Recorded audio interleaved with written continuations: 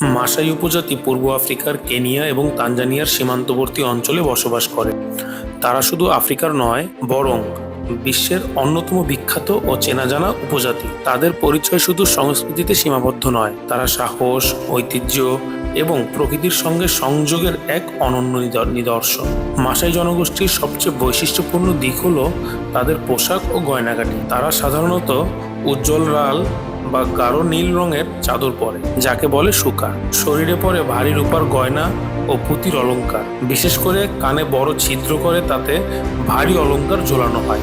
এই অলঙ্কার ও পোশাক তাদের সাহস, মর্যাদা এবং বয়সের স্তর বোঝাতে ব্যবহার হয়। মাসাই সমাজ গবাদি পশুকে কেন্দ্র করে গড়ে উঠেছে।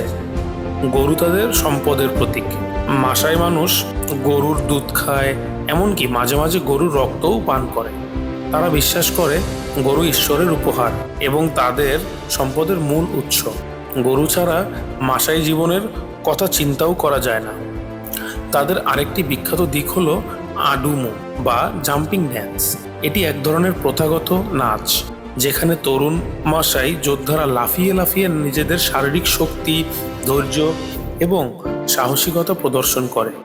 এই নাচ শুধু বিনোদন নয়, বরং একটি সামাজিক প্রতিযোগিতা, যেখানে সবচেয়ে বেশি উচ্চতায় লাফালাফি পারলে সম্মান বাড়ে। মাসাই জনগণ আধুনিক বিশ্বের সঙ্গে মিশে যেতে চায়নি। তারা এখনও নিজেদের ঐতিহ্য, ভাষা ও বিশ্বাস ধরে রেখেছে।